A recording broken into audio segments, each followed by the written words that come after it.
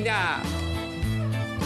Hola Pico, hola Reina, ¿cómo les va? Primero saludo en esta mañana tan linda acá en la ciudad de Montevideo para seguir indagando acerca de la consigna, cómo sentirnos seguros y seguras. Pero en esta oportunidad vamos a hablar un poco de la seguridad relacionada a la estética, a los discursos de odio que andan en la vuelta, un poco relacionado también a lo que hablábamos hace unos días, que yo hablaba en el móvil, que mencionaba de bueno, un poco cuáles eran inseguridades o qué cosas me habían hecho un poco mal en la adolescencia, Es verdad. miedos ponernos en la playa. Es verdad. Y algunos discursos, y bueno, esta consigna viene un poco de la mano con eso, y para hablar con más propiedades que estamos con una profesional, socióloga y magíster en cambio organizacional e integrante del colectivo Diversa. Estoy acá con Ana Gudinas. ¿Cómo andas, Ana? Buen día. Hola, Muchas gracias por recibirnos. No, ¿cómo está? Muchas gracias. Bueno, qué interesante la consigna de cómo sentirnos seguros. Y un poco lo que había pensado como para compartir y reflexionar en conjunto tiene que ver con que a veces esto de sentirnos seguros y seguras uno lo asocia a la autoestima, ¿no? A un tema de que se nos trata de convencer de que nos tenemos que querer a nosotras mismas, de que nosotras podemos, de que hay que salir a la calle y amarse como somos. Y en realidad ese discurso, que obviamente puede ser como bien intencionado y también cada uno, si quiere y tiene la suerte de poder trabajar en uno mismo, lo puede hacer, ese discurso termina escondiendo una inseguridad y algo que nos hace sentir muy inseguros muy fuerte, que es que nos culpabiliza, nos hace responsables de sentirnos inseguros o inseguras en una sociedad justamente que está moldeando con ciertas características que nos presiona y nos obliga a lucir de determinada forma, ¿no? No es que nosotros nacemos realmente sintiendo estas inseguridades asociadas a nuestros cuerpos, sino que la sociedad nos empieza a devolver que hay cuerpos que están mal, hay cuerpos que no son bien recibidos, hay cuerpos que tienen consecuencias negativas en sus entornos, hay cuerpos que no se pueden vestir como quieren porque no acceden a la ropa que tienen porque no hay talles, incluso hasta que no acceden a determinados trabajos simplemente porque el cuerpo luce de una manera. Entonces eso es realmente una cuestión de inseguridad tremenda, y ni que hablar de la violencia que podemos llegar a recibir en las calles o en los lugares. A nivel eso de la violencia, el hate, como se dice ahora, si bien aumentaron ese tipo de discurso que vos decís de bueno, de nos queremos, y también de la aceptación, como que se magnificó la cantidad de discursos de diversificamos y aceptamos más los cuerpos diversos, pero casi proporcionalmente, ¿cómo lo ves vos como socióloga?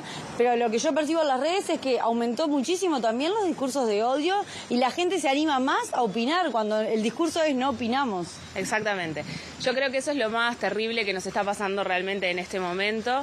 Estamos viviendo en un contexto mundial, digamos, no solo pasa acá, donde los discursos de odio están cada vez más naturalizados. Personas referentes, personas en poder, líderes mundiales, tienen estos discursos de odio que se normalizan. Entonces, si por ejemplo un presidente puede ir a un foro económico y realmente atacar a cientos de personas, a las mujeres, a los colectivos LGBTIQ+, eso se empieza a naturalizar, y además es un fenómeno que se relaciona también o se potencia con el anonimato de las redes sociales.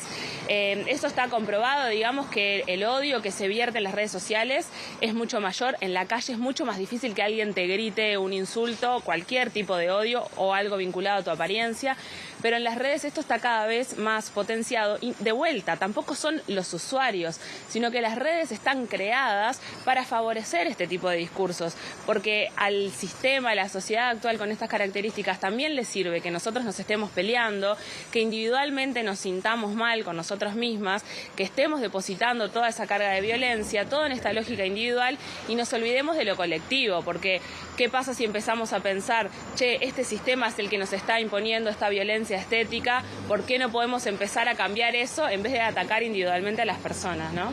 Claro, y en cuanto al colectivo, una parte también como de seguridad, bueno, el acceso a las personas a la vestimenta, por ejemplo, es parte de tener una vida plena. ¿En qué quedó como, de parte del colectivo Diversa? ¿En qué está lo de la ley de talles? ¿Cómo esperan que se siga evolucionando con el cambio de gobierno? Bueno, respecto a todo el proceso que tuvimos los 4 años pasados con ley de talles, ahí lo trabajamos mano a mano con Betiana Díaz en el Parlamento. Eso obviamente llevó un proceso muy largo donde se discutió en la Comisión de Equidad y Género del Parlamento. finalmente presenta esa comisión una nueva propuesta de ley de detalles que básicamente no respetaba nada de lo que nosotros desde sociedad civil veníamos planteando. Acá también hay un punto interesante que me gustaría brevemente comentar, que al principio cuando nosotras presentamos la ley de detalles, el principal argumento era como, bueno, las personas gordas básicamente no merecemos vestirnos, porque si somos gordas tenemos que esforzarnos a adelgazar y ahí vamos a encontrar ropa.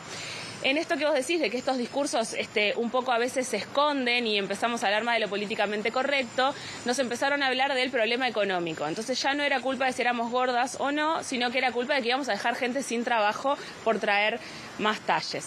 Finalmente, este proyecto que presenta la comisión deja por fuera un montón de cosas que eran el verdadero espíritu de la ley de detalles y básicamente era como un engaña pichanga, como uno dice, ¿no? Entonces, de vuelta desde sociedad civil y con el colectivo Diversa nos expresamos fuertemente para decir, bueno, realmente que salga esto es peor porque la gente va a creer que hay una ley de detalles y de vuelta va a ser un engaño porque va a ir a las tiendas y va a seguir sin encontrar talles. También, por suerte, en el Parlamento, eso a través de la intervención de Betiana Díaz, se detiene este proyecto y, bueno, nuevamente pasa a comisión y ahora con el cambio de gobierno se cierra y hay que volver a empezar. Tenemos la esperanza de, bueno, nosotras desde sociedad civil volver a sacarlo y conversar con nuevos referentes que quieran aparecer y sumarse a esta causa y, bueno, y seguir en esa lucha. Clarísimo, muchísimas gracias y estaremos atentas para esperar novedades sobre la ley de detalles y sobre todas las novedades del colectivo. Muchísimas gracias, Ana, siempre es un placer conversar contigo. Bueno, muchas gracias a ustedes, un beso a todos. Gracias. Bueno, chiquilines, yo me despido por un ratito porque todavía queda más móviles de Ciudad Viva para seguir indagando sobre la consigna, pero sobre otra arista totalmente diferente. Chau, chau. Gracias, Agus.